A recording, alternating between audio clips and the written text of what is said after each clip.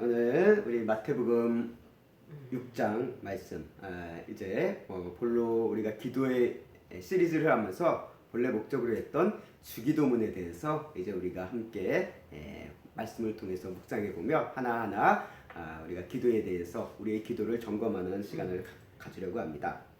우리가 지난 2주 동안을 통해서 우리는 너희는 이렇게 기도하지 말라라는 이 예수님의 가르침을 통해 우리의 기도를 되돌아보는 우리의 기도의 자세 이것들을 점검하는 시간을 가졌습니다. 이건 저도 마찬가지죠. 나는 어떤 모습으로 기도하고 있었느냐, 내 안에 외식하는 모습으로 나는 기도하지 않았는가, 나는 이방인과 같은 모습으로 그런 마음 자세로 나는 기도해왔지 않은가라는 것들을 이 2주간에 걸쳐서 다시 한번 돌아보며 나의 기도는 어떠했나라는 것들을 돌아볼 수 있는 귀한 시간이었던 것 같습니다.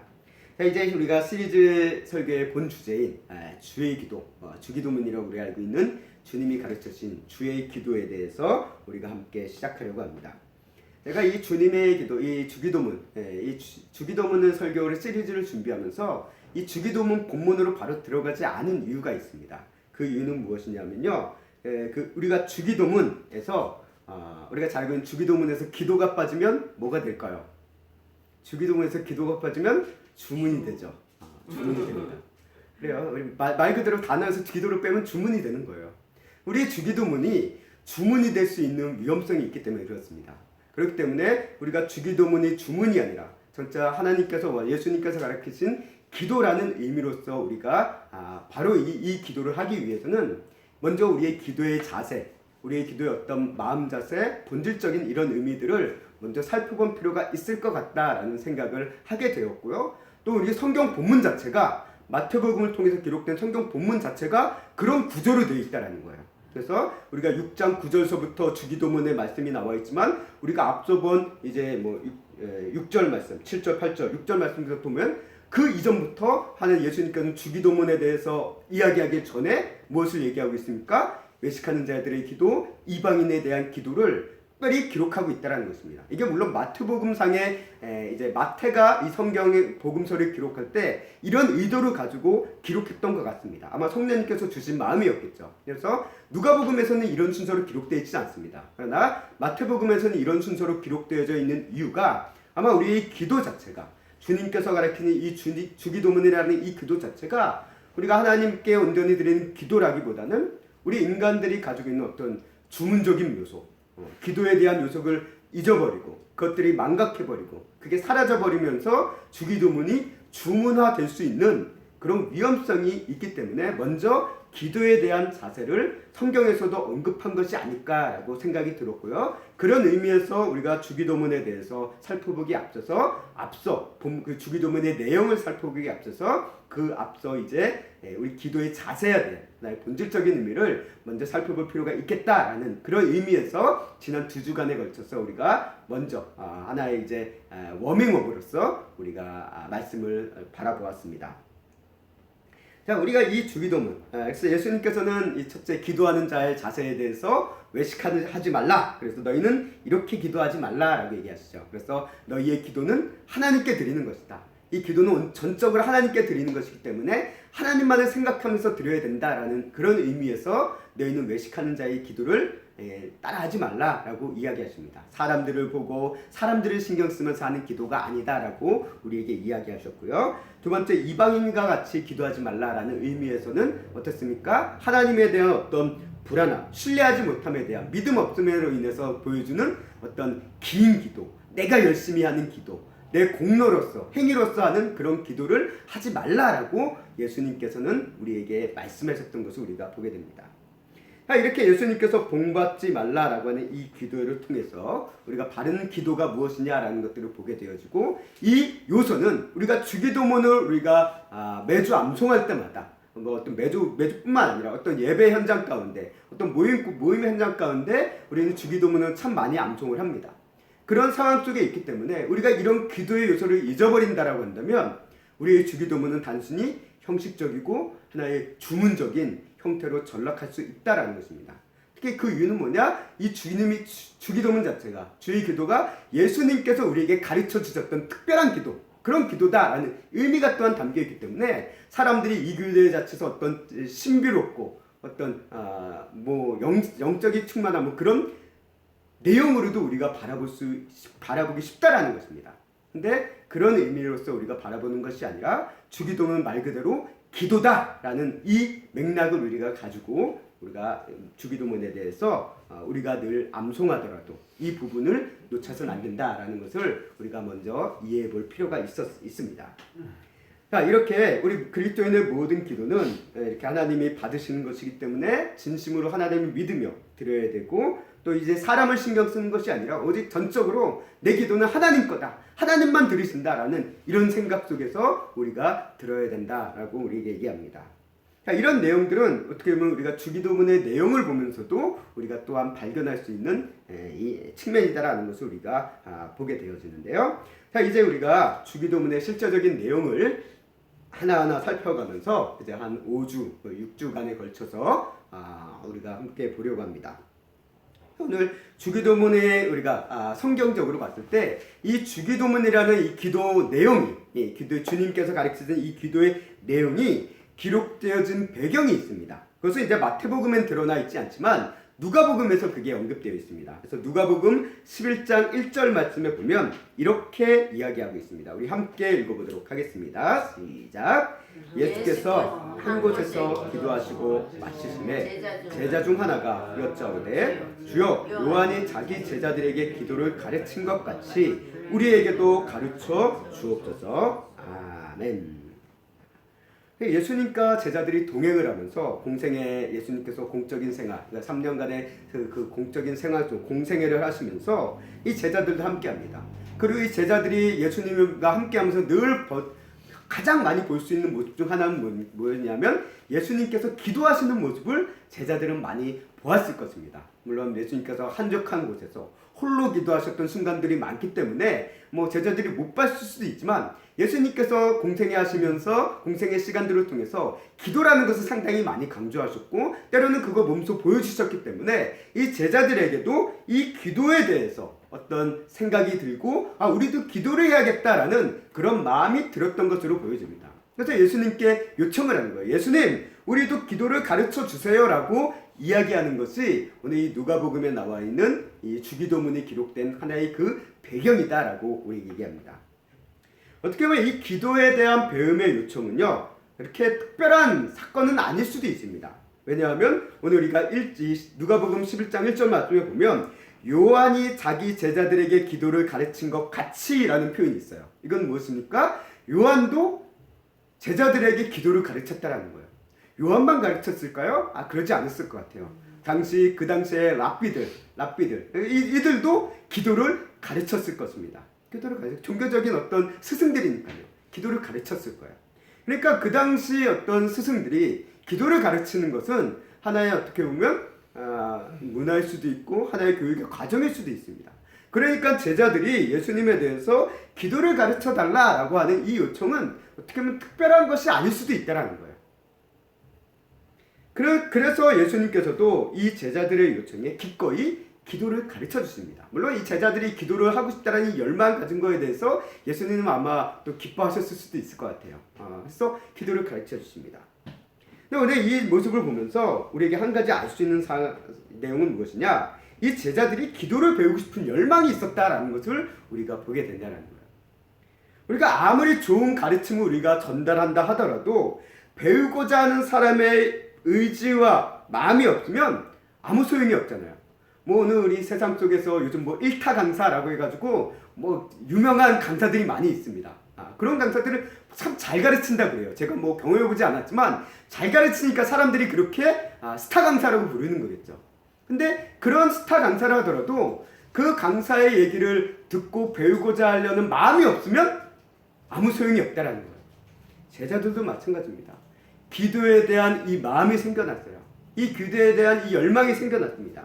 그래서 우리 예수님께 가르쳐달라고, 하나님 우리도 기도하고 싶습니다. 어떻게 기도해야 될까요? 라고 요청을 하고 있다는 것입니다. 이 제자들의 모습을 보며 우리는 어떻습니까? 오늘 우리는 어떤가요? 기도에 대한 열망이 있으십니까? 기도를 배우고자 하는 마음과 의지가 있으십니까? 기도를 제대로 하고 싶은 간절함이 우리에게 있으십니까? 이게 어떻게 보면 우리가 기도를 하게 하는 하나의 가장 큰 원동력이 될 수 있다라고 우리가 생각되어집니다. 우리가 이제 이 8주간의 우리 샘교회 우리 기도의 말씀 시리즈 설교를 통해 하나님께서 저와 여러분들 안에 이런 기도에 대한 간절한 열망을 하나님께서 부어주시고 채워주시기를 주님의 이름으로 간절히 소망하고 축원합니다.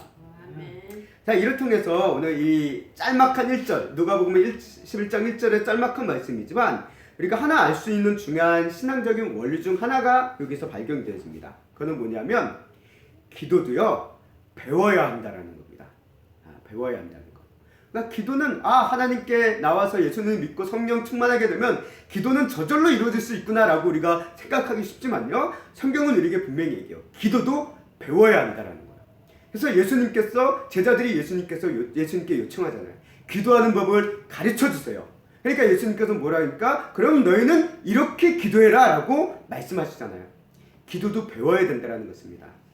그렇다고 뭐 어떤 학문적으로 신학적으로 아주 디테일하게 세부적으로 들어가라는 의미는 아닙니다. 그러나 적어도 우리가 기도할 때 어떤 모습으로 어떤 흐름으로 어떤 내용들을 가지고 기도해야 된다는 어떤 그런 부분들을 우리가 명확히 알고 있어야지만 우리의 기도가 어떻게 보면 흐트러짐 없이 기도할 수 있다는 것입니다. 우리가 어린 아이가 부모와 어떤 주변의 말소리를 듣고 자연스럽게 말을 습득하잖아요. 그래서 말을 따라하면서 언어를 하지만 말을 하게 되어지는 모습, 이게 언어의 습득 과정이잖아요. 근데 기도도 그렇게 배울 수는 있어요. 다른 누군가가 하는 모습을 보고 누군가가 하는 모습을 따라하면서 배울 수 있습니다. 그런 식으로 통해서 우리의 기도가 시작될 수 있어요. 하지만 제대로 바르게 기도하기 위해서는 반드시 우리는 기도를 배워야 한다는 것입니다. 그리고 이 기도를 배운다는 것은 어떤 기도의 이론서를 가지고 공부하라는 의미보다는, 물론 그런 이론도 중요하죠. 그러나 그 이론을 가지고 가장 중요한 것은 기도의 배움은 우리가 기도를 하는 것에 있습니다. 하는 것에 있어요. 그래서 기도는 어떻게 보면 실제 직접 해가면서 배우는 것이 기도다라고 우리에게 성경을 통해서 보여줍니다. 그래서 예수님께서 얘기하잖아요. 너희는 기도를 이렇게 하라라고 얘기했습니다. 너희는 이렇게 기도하라라고 얘기했어요. 기도를 알고 기도를 공부해라, 기도를 숙지하고 그들의 내용을 분석하라가 아니라 너희는 이렇게 기도하라라고 얘기하겠다는 거예요. 기도는 하는 것을 통해서, 실제적으로 하는 것을 통해서 우리는 기도를 배워간다는 것입니다. 자, 그렇다면 그 기도를 하기 위해서 그럼 기도를 하라고 하셨으니까 하긴 해야겠는데 어떻게 해야 될까요? 잘 모르겠는 거예요. 그래서 우리 예수님을 처음 믿은 사람들이 기도하라고 그러면 어떻게 기도해야 될지 잘 모르잖아요. 이거를 위해서 교회에서 이제는 기도하는 법을 가르쳐 주죠. 그래서 간단하게 손가락을 가지고 5가지를 통해서 이렇게 기도하십시오 라고 얘기하는 경우도 있고, 4가지를 얘기하면서 4가지의 방식으로 기도하십시오 라고 얘기하는 것이 있지만, 여러 가지 디테일은 다를 수 있지만 큰 방향은 같습니다. 내용의 흐름은 같아요. 그래서 그러한 기도의 가르침의 가장 큰 흐름, 그 표준은 어디에서 나왔냐라고 한다면 바로 우리가 지금 함께 보고 있는 이 주기도문에서 우리가 나왔다라고 해도 과언이 아닙니다. 자, 오늘날 우리가 교회를 통해서 배우는 어떻게 기도의 내용들, 어떤 기도에 대해서 이렇게 기도하십시오라고 하는 이런 부분들은 바로 이 주기도문에서 모든 것들이 시작되어졌다라고 해도 무방할 것 같습니다. 자, 그래서 예수님은 우리는 어떻게 기도해야 됩니까? 라는 이 질문에 너희는 이렇게 기도해라 라고 얘기하면서 주신 답변의 내용이 바로 주기도문입니다. 주기도문.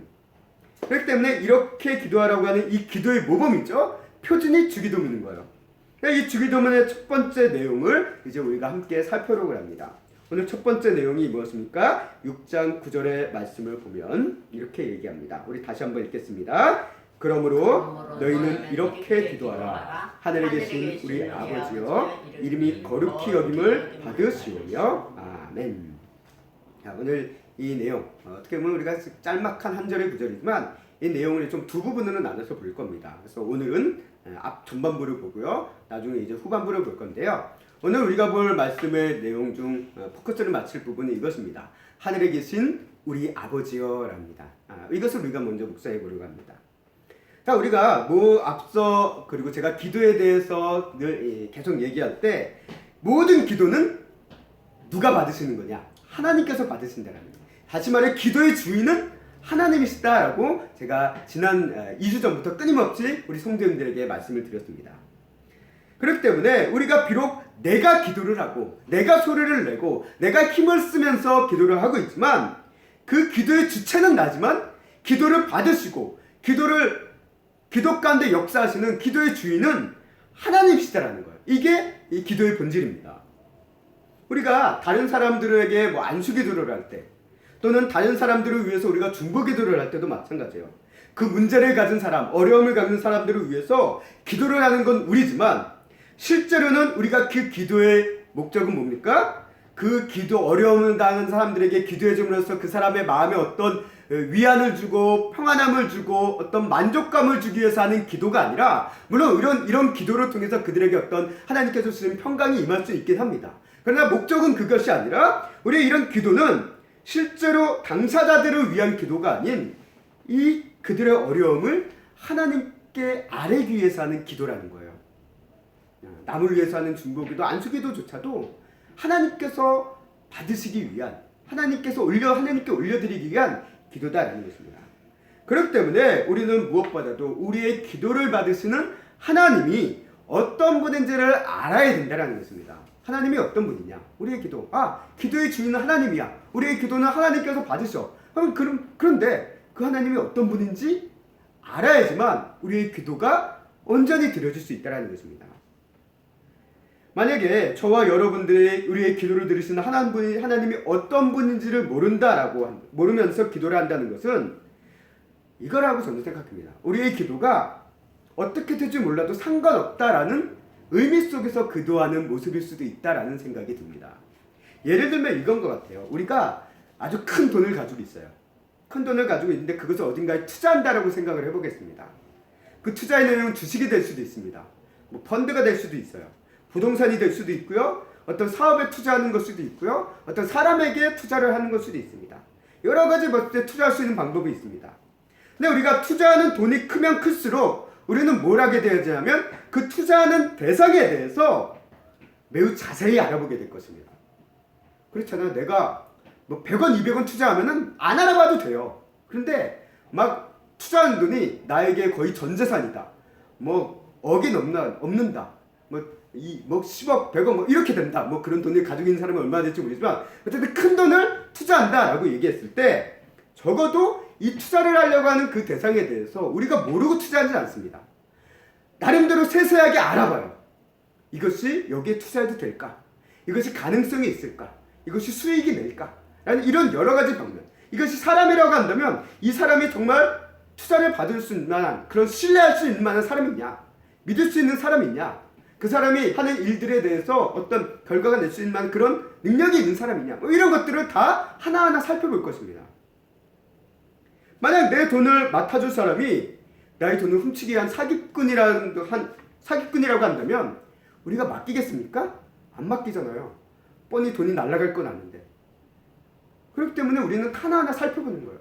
부동산 계약을 할 때도 마찬가지나 이게 집주인이 우리에게 사기치지 않을까? 어떤 위험이 있지 않을까? 이런 것도 알아보잖아. 알아보는데도 사기를 치는 우리 세상 속에 있는데 그런 위험성이 있기 때문에 우리는 알 수 있는 방법은 최대한 동원해서 알려고 한다는 거예요. 그래서 신뢰가 가지 않으면 우리는 맡기질 않는다는 것입니다. 마찬가지로 기도도 마찬가지예요. 우리의 간절한 마음을 담은 이 기도를 받으시는 하나님이 어떤 분인지를 알 때 우리는 우리의 마음을 온전히 맡길 수가 있다는 거예요. 하나님을 모른다. 하나님에 대해서 이해가 안 간다. 그러면 우리는 기도라는 어떤 형식을 가지고 기도는 하지만 내 마음을 하나님께 온전히 맡길 수가 없다는 거예요.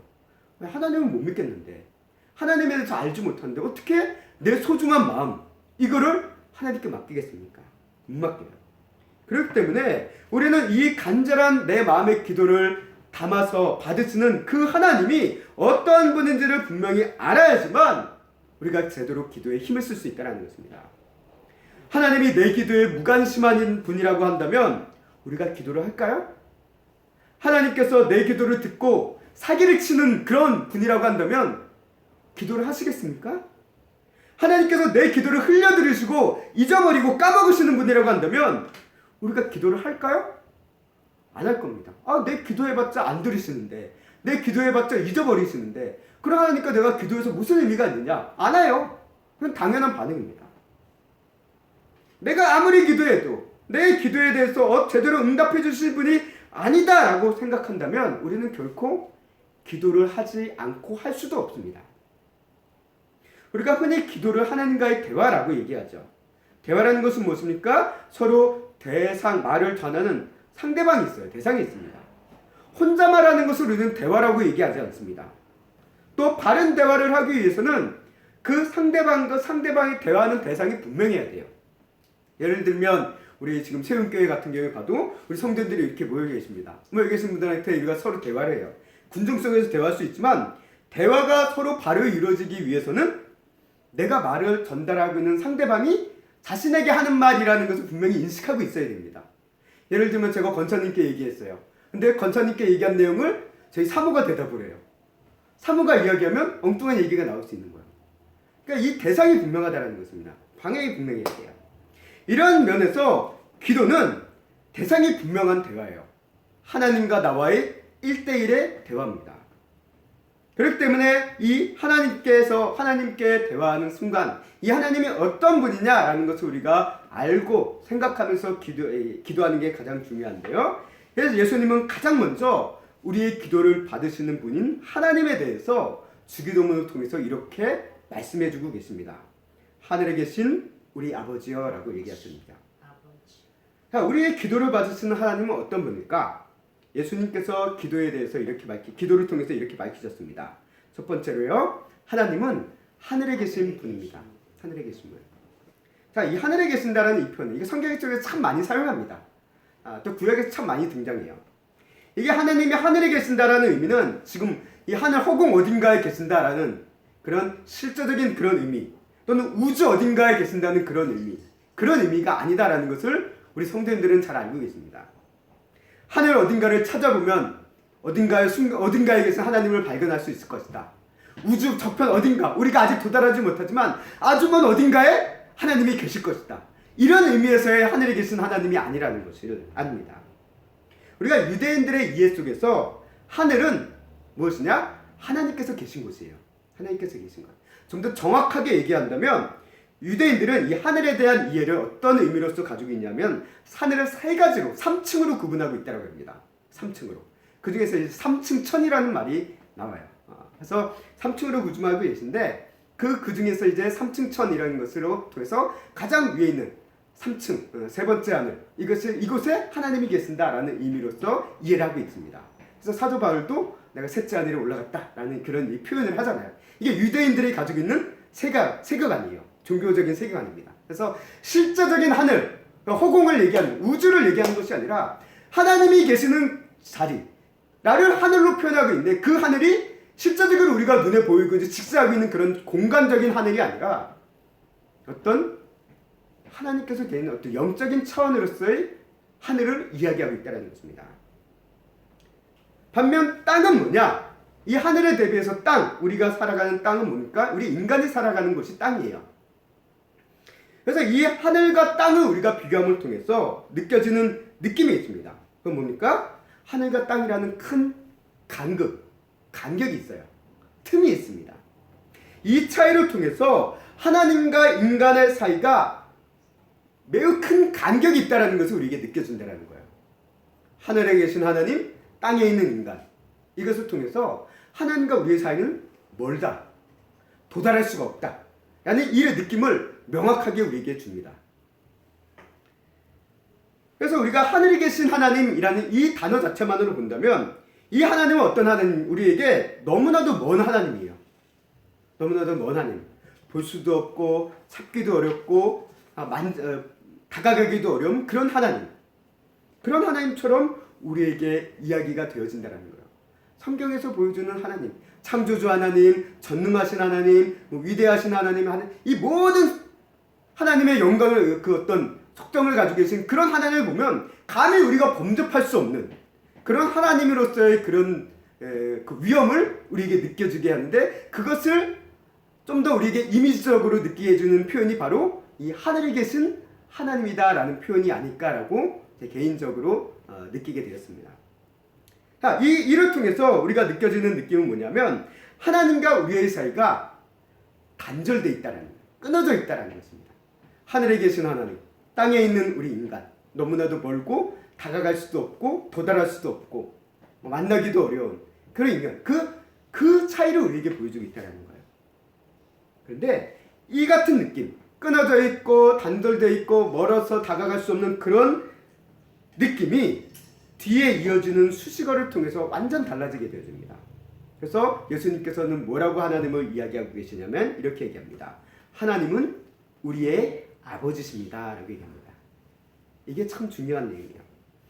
예수님께서 하늘에 계신 이 하나님, 우리와 단절되어 있고 우리와 멀리 떨어져 있고 우리가 어떻게 발견하거나 찾거나 만날 수 있는 그런 분이 아닌 이 하나님이 우리의 아버지다 라고 얘기하고 계신다는 거예요. 우리의 아버지다. 하늘에 계신 하나님에 대해 우리 아버지가 된다라는 말이 붙자 어떤 느낌이 드냐면 하나님과 나의 사이가 분명 끊어져 있었어요. 연결될 부분이 없어요. 그런데 이게 우리의 아버지다라는 선언을 통해서 뭐가 느껴지냐면 하나님과 우리의 관계가 이어지는 거예요. 이어집니다. 도달할 수 없는 하나님이 아니라 만날 수 없는 하나님이 아니라 아버지가 되심으로 인해서 이게 이어진다는 거예요. 다가갈 수 있는 존재, 만날 수 있는 존재로 우리에게 이어졌다는 거예요. 물론 여전히 영적인 차원에서의 어떤 시공간적인 어떤 차원으로서의 도달할 수 있는 의미는 아니지만 그런 의미가 아니라 어쨌든 하나님과 우리의 관계가 이어졌다는 것입니다. 바로 아버지와 아들이라는 이 관계, 이걸로 이어졌다는 거예요. 단절에서 관계로 변화됐습니다. 그래서 하나님이 이렇게 남의 아버지가 아니라 나의 아버지가 되셨다라고 예수님께서 성경하고 이야기하고 계신다. 이것도 참 중요한 거예요. 하나님은 아버지시다 라고 얘기하는데 이게 너의 아버지, 뭐 아무개의 아버지, 근데 내 아버지는 아니야. 이게 아니에요. 하나님은 우리의 아버지다라는 거예요. 나의 아버지고 여러분들의 아버지고 우리 모두의 아버지시다라고 예수님께서 설명하고 계신다라는 거예요. 하나님은 우리 아버지라는 거예요.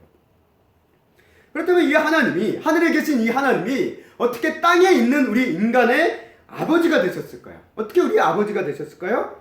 성경은 이렇게 얘기합니다. 갈라디아서 3장 26절 말씀 우리 함께 읽겠습니다. 시작. 너희가 다 믿음으로 말미암아 그리스도 예수 안에서 하나님의 아들이 되었으니 아멘.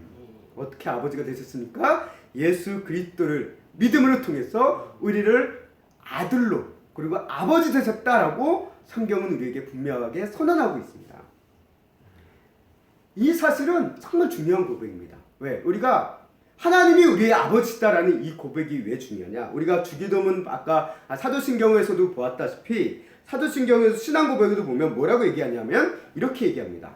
전능하사 천지를 만드신 하나님 아버지를 내가 믿사오며 라고 얘기합니다. 하나님이 아버지라는 거예요. 하나님 아버지입니다.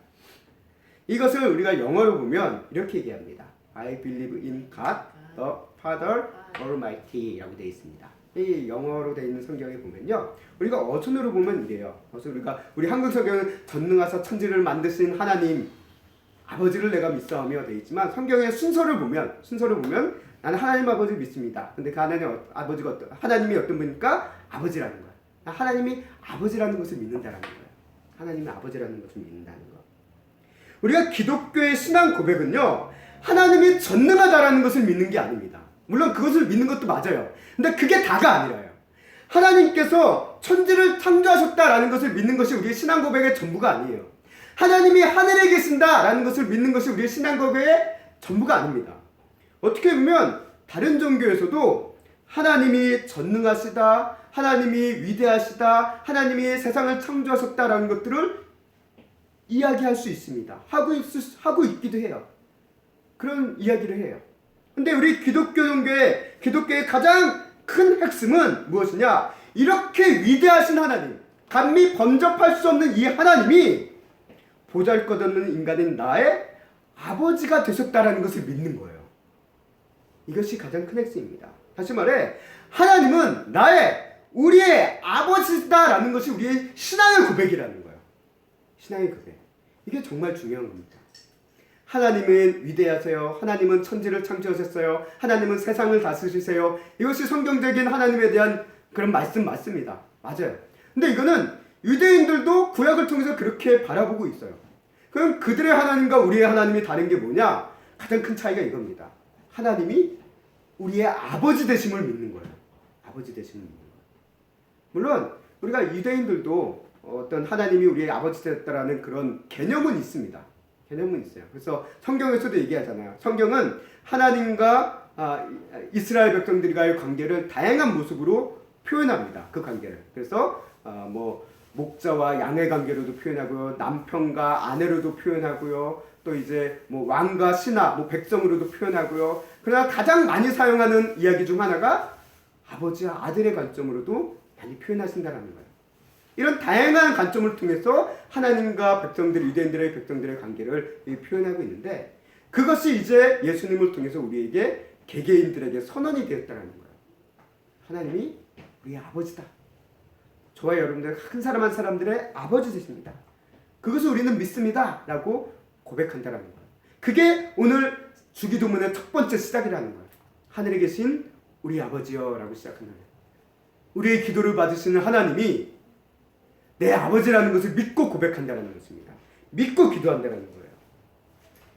그래서 오늘 우리가 사도신경도, 우리가 함께 보는 주기도문도 모두 이 진리, 이 성경적인 복음의 이 신앙적인 진리로부터 시작한다는 거예요.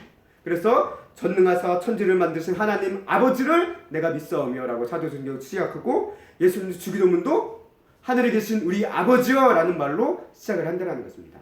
뭐 기도에 대해서 얘기할 때 우리는 기도를 할 때 하나님을 불러야 됩니다, 하나님의 부름, 호칭을 얘기합니다 라는 시점으로 하나님의 이름이 들어가야 된다 라고 얘기하고 있지만, 그 이름이 가지고 있는 의미가 뭐냐? 하나님은 우리의 아버지다라는 거예요. 아버지다. 이게 가장 중요한 핵심이라는 것입니다. 오늘 우리가 우리의 기도를 받으시는 이 하나님이 나의, 여러분들의, 또 우리의 아버지이심을 온전히 믿고 계십니까? 그럼 믿음 안에서 우리가 기도하시기를 바랍니다. 그렇기 때문에 우리 성도의 기도는 허공을 향해 외치는 게 아니에요. 하늘에 계신 하나님에서 멀리 떨어져서 우리가 어떻게든 소리 지르고 외쳐서 하나님께 들리게 하는 그런 기도가 아니라, 우리 자녀들에 대해 귀를 기울이시고 큰 관심을 가지고 계시는 사랑의 아버지가 우리의 기도를 주재해주시기 때문에 우리의 기도는 그렇게 우리가 막 죽을둥 살둥 애쓰며 피를 흘려가며 해야 될 기도가 아니어도 된다는 거예요. 이 기도는 다 듣고 계신다는 것입니다. 시공간적으로 의미로 본다면 결코 닿을 수 없는 그 하나님, 만날 수 없는 하나님이지만, 이 하나님이 우리의 아버지가 되어주심을 통해 하늘에 계신 하나님을 향해 땅에 있는 우리의 기도가 온전히 드려지고 있다는 거예요. 온전히 전달되어지고 있다는 사실이 성경을 통해서 우리에게 끊임없이 우리에게 말씀하고 계십니다. 그래서 하나님이 아버지 되심으로 인해서 이 하늘은 더 이상 우리가 도달할 수 없는 불가침의 영역이 아니라 어떤 느낌이 되어지냐면, 마치 힘들 때마다 우리 성도들이 언제든지 찾아갈 수 있는 부모님 댁, 고향 댁에 찾아가는 그런 느낌과 같은 의미로서 좀 바뀌게 되어졌다라고 제 개인적으로는 그렇게 느껴졌습니다.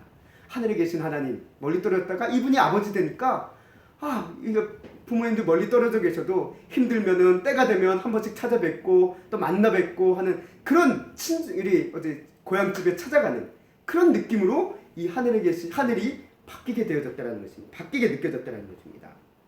그렇기 때문에 우리 그리스도인의 모든 기도는 이 아버지 되시는 하나님을 부르면서 시작을 한다라고 우리 주기도문을 통해서 우리에게 말씀해주고 계십니다. 이제 말씀을 정리하겠습니다. 우리의 기도는 하늘에 계시지만 우리 아버지께 드리는 기도입니다.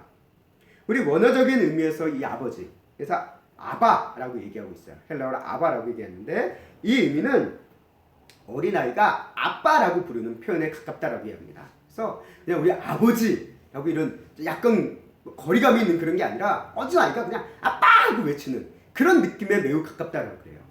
한번 예수님은 이 하나님을 이렇게 부르라고 얘기했어요. 아빠라고 부르라고. 아주 친밀함을 나눠서 두려워하지 말고 멀리 떨어지지 말고 그냥 친밀함을 나눠서 아빠라고 부르면서 기도하라라고 우리에게 이야기하고 계신다는 것입니다. 그렇기 때문에 하나님을 향한 우리의 기도는 어떤 어려움과 부담 속에서 또는 어떤 엄숙함 속에서 드리는 것이 아니라 정말 친밀한 아빠에게 어려움 없이 말하고 이야기하는 그런 기도이다, 기도로 시작되는 것이다 라고 우리에게 일깨워주고 계신다는 것입니다. 샘교회 성도 여러분, 오늘 우리의 기도는 어떻습니까? 하늘에 계신 하나님께 드리는 무거운 기도입니까? 힘든 기도입니까? 아니면 이 하나님이 나의 아버지 되심을 믿고 친밀하게 드리는 그런 기도입니까? 우리의 기도를 들으시고 받으시는 하나님이 우리 아버지 되심을 믿고 그 믿는 믿음 안에서 우리가 기도하는 우리 귀한 샘교회 성도들이 될 수 있기를 주님의 이름으로 간절히 소망하고 축원합니다. 아멘.